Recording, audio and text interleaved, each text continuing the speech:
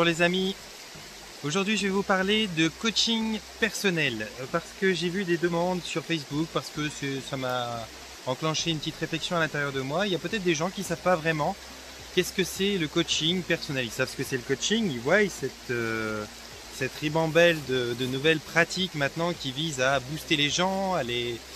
mener à dépasser leurs limites, à réussir à atteindre des objectifs qui leur paraissent inatteignables, à réussir à, comment dirais-je ça, à réussir à se surpasser, voilà, d'une certaine manière. Alors il y a le coaching que vous allez trouver au niveau sportif qui va vous permettre de dépasser vos limites sportivement au niveau physique. Il y a le coaching au niveau mental, il y a le coaching au niveau de votre approche psychologique et psychique des choses. Et c'est de ce coaching-là que je vais vous parler ce matin. Qu'est-ce que c'est qu'un accompagnement en coaching personnel? Je vais essayer de vous définir un petit peu ça, que ceux qui ne connaissent pas aient une petite idée, une petite possibilité de mieux comprendre comment ça se déroule, comment ça se passe, quels sont les différents outils mis à disposition pour ce genre de travaux-là qu'on fait sur soi et dans sa vie, et à quel moment ça peut être judicieux de se servir de ça. Est-ce que c'est cool quoi finalement de pouvoir faire de pouvoir faire appel à un coach pour avancer différemment. Alors qu'est-ce que c'est le coaching? Le coaching c'est le fait d'aider quelqu'un à dépasser ses limites, non pas en lui donnant des conseils qui sont basés sur son référentiel d'expérience ou des outils pratiques qu'on a ou des références particulières, mais simplement en permettant à chaque personne de puiser dans son propre réservoir personnel de ressources et de compétences les choses dont il a besoin pour arriver aux objectifs qu'il s'est fixés. Maintenant, la plupart des gens ont un problème qui se trouve à ce niveau-là, c'est qu'ils ne savent pas et qu'ils ne croient pas en leurs ressources et en leurs compétences. C'est pourquoi ils vont faire appel à un coach qui, lui, va dépasser les croyances limitantes, va dépasser les paradigmes de chaque personne pour pouvoir l'emmener à observer, à être témoin de ses propres capacités, de ses propres pouvoirs, et qui va avoir des outils qui ne sont pas des outils qui vont être du tout cuit, mais qui vont être des outils, enfin du tout cuit, je veux dire, c'est pas des plats réchauffés qu'on vous donne, faites comme ça et ça marche, mais ça va être des outils qui vont viser à travailler grâce aux émotions, à l'inconscient, suivant si vous employez la programmation neurolinguistique, l'hypnose ou toutes sortes d'autres pratiques qui peuvent vous aider à aller chercher au fond de vous, qui vont être des outils qui vont vous permettre à vous de pouvoir aller dans des facettes de vous, reconnaître cette compétence, reconnaître cette ressource, puiser dans des mémoires que vous auriez cru passer et puis dépasser, pour pouvoir, sur les choses qui vous animent aujourd'hui ou qui vous bloquent aujourd'hui, pour pouvoir vous en servir et dépasser ça. Je vais vous donner un exemple tout bête. Il y a des gens qui vont venir voir un coach life, un coach de développement personnel, parce qu'ils ont atteint 30 ans, 35 ans, ils ont fait une partie de leur vie dans tel ou tel sens, et puis tout d'un coup ils se disent, paf, virage total, moi je veux changer d'orientation. À ce moment-là, ça va demander souvent des formations, ou de reprendre des études, ou ce genre de petits obstacles-là. Et quand on a dépassé 30 ans, que ça fait un moment qu'on a les études derrière soi, on a tendance à se dire, waouh, purée, mais moi je vais jamais réussir à apprendre à la cadence que j'apprenais avant, ça fait longtemps, les études c'est quand on est jeune, maintenant c'est compliqué. Bon, il y a une grosse perte de confiance en soi, ne serait-ce que sur l'apprentissage de cette nouvelle matière dont on a besoin. Bien, tout bêtement, vous allez voir un hypnothérapeute qui va vous faire du coaching, et il va peut-être en une séance ou en deux séances vous débloquer ça, puis vous donner une capacité de foncer dans cette nouvelle direction très facilement. Il va booster votre confiance en vous, il va vous permettre de voir que non seulement vous avez les compétences, que rien n'a changé, mais que vous avez des ressources que vous ignorez, et même qu'en plus elle bénéficie d'une expérience de vie et d'une sagesse qui s'est installée là où un élève jeune n'aura pas le recul nécessaire et puis l'expérience nécessaire pour pouvoir appréhender telle ou telle situation. Qu'est-ce qu'il va faire? Il va peut-être simplement vous ramener à un moment, par hypnose par exemple, à un moment où vous aviez appris quelque chose et que c'était très facile, mais on peut vous ramener à des choses, par exemple, on peut vous ramener par hypnose au moment où vous avez appris à marcher, au moment où vous avez appris à parler, et vous faire reconnecter, remettre en fonction cette compétence-là d'apprendre au même niveau que quand vous avez appris à marcher ou à parler. C'est aussi simple que ça. Ça, c'est bien sûr le rôle d'un professionnel de remettre en fonction ces capacités que vous avez en vous, parce que tout seul c'est pas forcément facile, et surtout quand, comme je vous dis, ça fait un paquet. Hop, la caméra qui s'en va. Surtout comme comme je vous dis, quand ça fait un paquet d'années que vous avez quitté les cours, que vous avez arrêté l'école, et ben c'est pas évident tout d'un coup comme ça de reprendre et de se dire bon ben voilà, je repars pour 5 ans d'études, j'ai 40 ans, j'ai 35 ans et puis ça va bien se passer. Non, on doute. On doute, on se pose des questions, on se dit ouais je vais être avec des plus jeunes que moi, on va se moquer de moi, il y a plein de choses qui se mettent en branle-bas dans votre tête, il y a des émotions qui viennent au milieu de tout ça, il y a les croyances limitantes que vous avez, il y a ce que les gens vont peut-être vous dire à côté de vous, parce que les gens, ils sont pas forcément tout le temps encourageants, peut-être vont vous dire oh mais t'es sûr, parce que dis donc, prendre les études à ton âge et tout, et hop, ça réactive pas mal de croyances qui elles vont vous limiter, qui elles vont vous freiner à un certain niveau, qui est de loin pas le niveau que vous pouvez atteindre. Vous avez tous des compétences qui sont de grandes compétences, on ne perd pas nos compétences, on fait que les enrichir, simplement on en doute de plus en plus, et puis après tout d'un coup, avec le doute, c'est difficile d'avancer. Vous avez du coaching qui va être donc là pour ce genre de choses, qui va être là pour vous aider à traverser des choses. Je m'excuse, juste un instant, je mets pause. Désolé, c'était histoire de ne pas perdre mon chien quand même. Donc vous avez des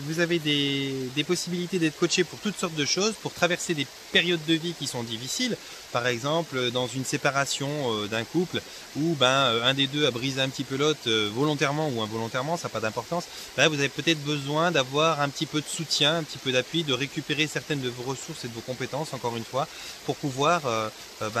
dépasser ça, pour pouvoir traverser ça le mieux possible, parce que c'est pas toujours évident cette situation-là. Vous aurez peut-être besoin de prise de confiance en vous pour plusieurs choses dans la vie. C'est important de pouvoir oser demander du soutien. Ça peut passer par simplement des amis qui vous aiment et qui croient en vous, mais souvent, les amis ne sont pas toujours disponibles, ils n'ont pas toujours les compétences pour retrouver vos ressources et vos capacités que vous avez personnellement. Donc, c'est bien de faire appel à un coach. Un coach ou un thérapeute, ce qu'on appelle un psychothérapeute, est totalement apte à vous mettre en avant, à vous relever quand vous vous retrouvez à genoux comme ça. Maintenant, vous avez aussi un autre aspect que j'aime beaucoup, parce que je pratique les deux. Je pratique l'aspect assez cartésien comme ça, où on emploie la programmation neurolinguistique. Donc c'est un travail sur les émotions principalement, où on va vous mettre dans différents contextes, différentes situations, vous permettre de prendre différentes positions dans l'environnement que vous visualisez autour de vous, qui va vous permettre de changer vos points de vue, qui va vous permettre d'avoir un angle d'observation vraiment totalement différent sur ce que vous vivez, sur la façon dont vous l'observez, sur la façon dont cela vous impressionne d'une certaine manière. Et ça, c'est très très bénéfique, ça fonctionne très très bien, la programmation neurolinguistique, la PNL. Vous avez l'hypnose qui est un outil performant au possible, qui va vous permettre d'aller chercher aussi loin que possible la source de vos fonctionnements, le pourquoi du comment, quelles sont vos limites, d'où elles viennent, qui vont vous permettre de recréer un référentiel, comme la PNL d'ailleurs, mais qui vont vous permettre de recréer un référentiel d'expérience au niveau de l'esprit que vous n'aurez peut-être pas forcément pratiqué dans la vie, mais qui va vous encourager, parce que comme vous aurez l'impression d'avoir déjà vécu telle situation parce qu'on vous l'aura fait vivre sous hypnose, eh bien vous vous en sentirez les capacités de passer par cette étape-là dans la vie réelle et dans l'expérience réelle. Donc l'hypnose très très très performante, et là où je voulais arriver, c'était une deuxième phase. Pour les gens qui veulent être coachés, pas forcément pour un passage de vie simple, mais pour une réorientation par exemple professionnelle, il peut y avoir aussi une aide qui arrive par l'hypnose, mais par une autre forme d'hypnose, celle que je pratique en à côté, qui est l'hypnose régressive quantique, où on peut là aller chercher des ressources et des compétences qui n'appartiennent non pas seulement à votre vécu et à votre expérience que vous avez dans cette vie-là, dans cette incarnation, mais qui viennent d'autres vies, des vies antérieures comme on appelle. Donc on peut réactiver certaines mémoires, certaines compétences, certains savoirs que vous aviez dans d'autres existences, dans d'autres mémoires. Alors bien sûr, ça va s'adresser aux personnes qui ont une approche spirituelle et qui vont demander des choses qui soient peut-être plus subtil. On va peut-être pas demander à un électromécanicien d'aller chercher dans ses vies antérieures, c'est pas là qu'il va trouver ses ressources et ses compétences. Mais j'ai un très bon exemple d'une personne que j'ai suivi moi-même, qui était elle secrétaire de direction, et puis qui un jour en a eu marre de son job. Elle a mis un moment avant de passer le cap, et puis quand elle a voulu passer le cap, elle voulait absolument faire aromathérapeute. Et aromathérapeute, elle avait aucun bagage là-dedans, aucune expérience. Et puis, bon, il y a des écoles qui permettent de ça. Mais elle avait envie de le vibrer. Elle avait vraiment envie de le travailler encore à un autre niveau. Donc elle s'est déjà inscrite dans une école pour apprendre l'aromathérapie et au détour d'une expérience d'hypnose régressive quantique, elle a pu, mais là c'était pas volontaire bien sûr, mais elle a pu voir qu'elle avait eu une vie d'alchimiste. En tout cas, elle avait connecté une mémoire d'alchimiste. Et dans cette mémoire d'alchimiste, qui était venue se présenter dans cette hypnose pour elle, qui était une forme de rendez-vous, comme si c'était organisé comme ça, eh bien, elle a pu avoir le choix, à travers la demande que j'en ai fait, de pouvoir réactiver ces mémoires-là, ces mémoires, ces connaissances d'alchimiste. Et vous imaginez bien que quand on parle d'aromathérapie et qu'on a des bases d'alchimiste, c'est absolument merveilleux parce que on connaît sur les minéraux, on connaît sur les végétaux, sur le fonctionnement de beaucoup de choses, et c'est extrêmement utile en tant qu'aromathérapeute d'avoir une approche alchimique. Donc elle a pu réactiver ça et ça lui a donné mais un tremplin, ça a été pour elle un tremplin hallucinant et incroyable qui lui a permis vraiment de non seulement apprendre beaucoup plus facilement la partie aromathérapie, mais qui lui a donné des qualités, des avantages et une valeur ajoutée certaine sur sa façon d'approcher la pratique et qui lui a permis par après, elle, de donner des cours plus complets sur l'aromathérapie avec une espèce d'intrication alchimique à l'intérieur, une compréhension différente de tout ça. Et c'était vraiment une chouette expérience pour elle. Et donc on s'est aperçu finalement, elle et moi, que ça pourrait être quelque chose d'intéressant pour quelqu'un qui aurait envie de changer de voie et qui doute de ses compétences, d'aller voir si par hasard, dans une de ses mémoires, qui soit dite mémoire de vie antérieure, il y aurait éventuellement cette forme d'expérience-là. Et comme on sait qu'on fait énormément d'incarnations, ou qu'on peut même se connecter, c'est là où c'est très intéressant, on peut se connecter à des mémoires d'incarnation qui ne sont pas forcément les vôtres. Vous pouvez très bien, alors je vous donne un exemple gros, mais vous pouvez très bien, si vous voulez être empereur, vous connecter à une mémoire de Napoléon sans que ça soit pour autant vous qui expérimentez la vie de Napoléon. Une fois qu'on a accès à la conscience universelle, une fois qu'on est connecté à ce savoir-là, on peut très bien accéder à n'importe quelle expérience, n'importe quelle conscience, n'importe quelle mémoire de vie. Et pourquoi pas demander d'affecter telle compétence à votre vie actuelle et de pouvoir vous en servir. Ça peut être totalement faisable si votre moi supérieur est d'accord pour accepter cette information quelque part. Voilà, j'ai fait un petit peu le tour de tout ça, ce sera une vidéo pas trop longue aujourd'hui, on ne sera pas dans la vingtaine de minutes. Si vous avez des commentaires, besoin de poser des questions pour savoir un petit peu plus précisément ce que c'est le coaching, à quoi ça peut servir, quels sont les autres outils que je n'ai pas nommés, quel est le coût d'un suivi de coaching,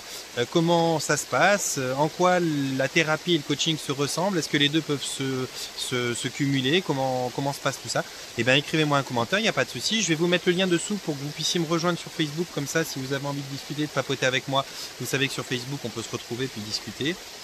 Et puis je vous laisse me mettre un pouce en l'air, un pouce en l'air si la vidéo vous a plu, vous abonner si c'est pas encore fait, vous êtes les bienvenus, partagez si vous trouvez que c'est intéressant, et puis d'ici là je vous envoie mon panier de bisous, c'est dur aujourd'hui, je parle trop vite, mon panier de bisous, et puis comme d'habitude, portez-vous bien, prenez soin de vous.